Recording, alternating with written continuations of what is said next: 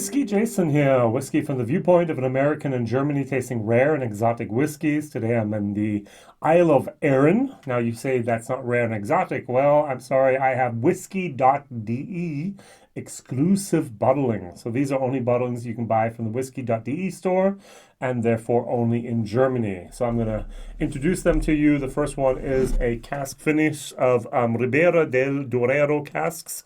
This is a 7-year-old Spanish red wine finish. The finish is about 18 months. Over here we have the second one is a 10-year-old. This is actually cask finish rum cask, 3-year-old finish. And last but not least, we have here a virgin oak. So I'm going to unbottle them. Unbottle them. I'm going to take them out of the packaging here and show them to you. So we have here the normal, the red wine.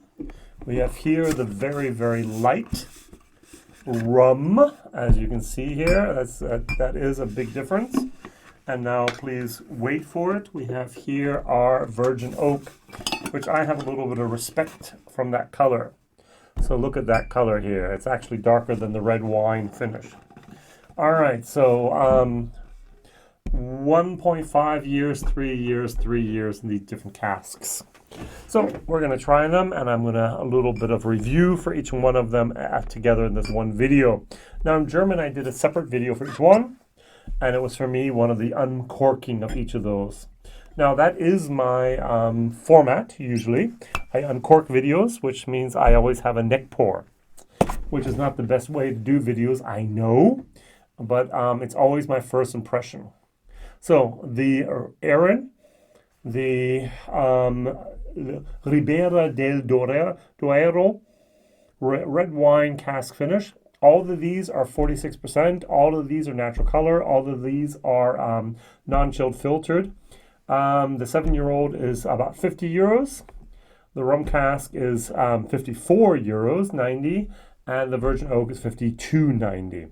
So between about that's 10% difference between the three of those.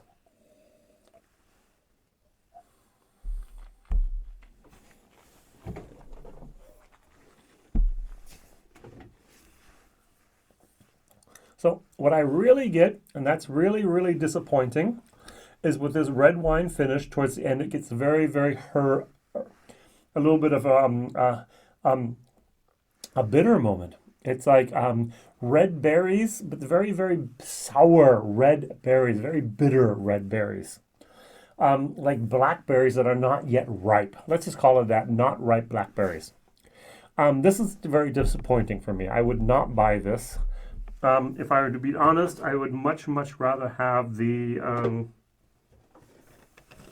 quarter cask, the Bothy. I love this one. This is a very, very nice one. And the one I also like is here. Well, where is it? Oh, there it is. Is also the 10-year-old. The 10-year-old standard Arran is not bad. Not a bad value for its money, actually. All right, let's move on to the rum. 1 second. Cleanse my palate. I actually gave this a D in my German video. All right. Very disappointed. The rum cask, very, very light. It's actually lighter than the 10-year-old, which makes me worried. The 10-year-old is the entire time in casks, 10 years. This was 7 years in the normal casks and then 3 years in the rum.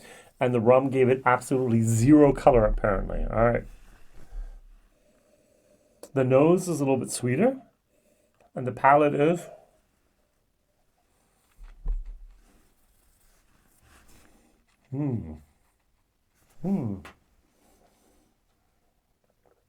very nice, very sweet. And then at the end you have these old the wood cask moment, a little bit of bitterness comes through. If you put some water in it, it actually gets better. You take it down to about 40%, 42%. The woodiness towards the end, it's not woodiness. The bitter part of the wood towards the end, I think it's from the rum cask, actually disappears. And so this is, in my book, basically a 3, which is a C whiskey, a C, maybe even a C plus with water. It does have that old wood vibe towards the end, which I'm not really a big fan of. Too bitter? too much old wood at the end, but there's like, oh, nice, nice, nice, nice, oh, and the finish.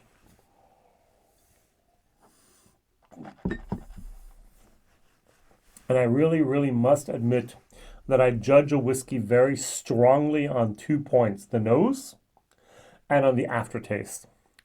The actual experience of tasting the whiskey is almost not as important because I will spend more time nosing a whiskey than actually drinking the whiskey, and I'll have more time actually experiencing and hopefully enjoying that finish in my mouth than I will in actually drinking another sip.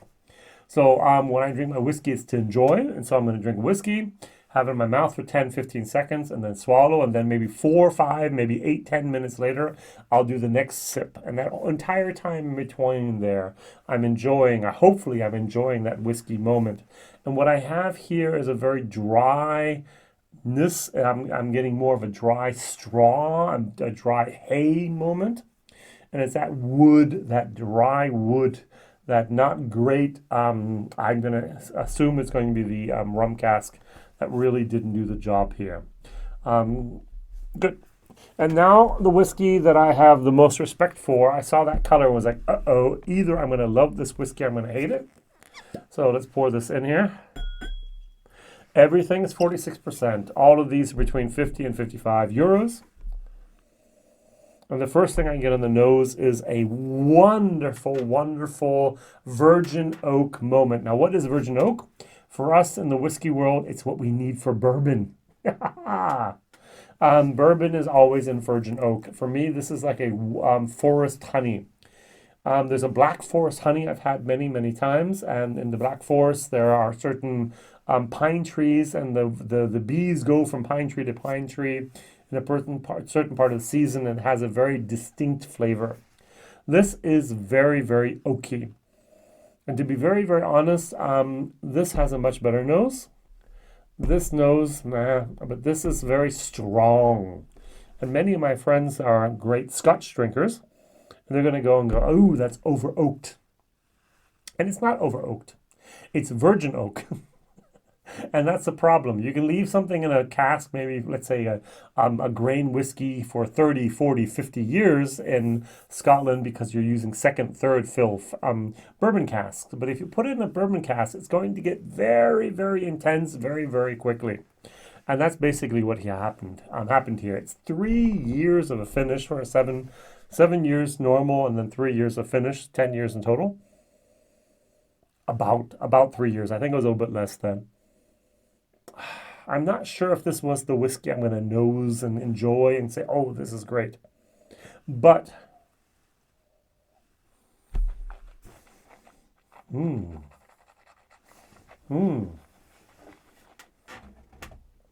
wow. That really does it for me. That's nice. I get the nice vanillas. I get a little bit of wood without it being overpowering. I get a maltiness. The whole package is just complete. Now, I'm not sure if all my Scotch fans would actually agree with me. This definitely has more of a bourbon influence to it, virgin oak. And my question of the day is, I know Ben Riach works with some virgin oak.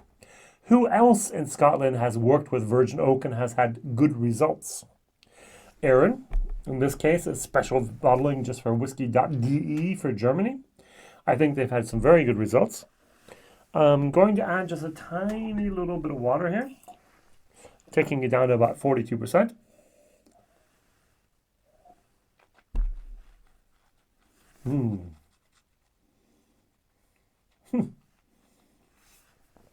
Gives it a little bit more of a creaminess, but also a little bit more of an oakiness. Best drunk at 46%. Yeah, all right, very good. So these are 3 special editions from Arran that are only available on the online shop, or from the online shop whiskey.de in Germany and Austria. I'm sure you'll never ever see these. If I can have one little moment of criticism, I would have loved to have known, for example, what was the cask here for the rum, what type of rum. I would have loved to know how many bottles do we have. Do we have 200 bottles or 20,000 bottles? It says small batch on the back, and I'll read this very, very briefly. It says, this small batch edition of Arran Single Malt has been specially selected by and bottled for Whisky.de. Some of the finest, rarest casks available have been hand-picked to create a flavorsome single malt full of charm and character from this truly independent Scottish distillery. Same label on all of these. I would have loved to have the one of 3,000, one of 5,000, one of 8,000. But hey, a lot of transparency is there. They said, Ralphie would say this is actually a authentic whiskey. We have the 46%, we have the non-chilled filter, we have the age statement, and we also have the not natural color. So what else can I ask for? Well, there's always something else you can ask for, but that's the thing. Also, the next question I like to have is the redesign. I love the little cans, the little tins they come in. I think these are very nice.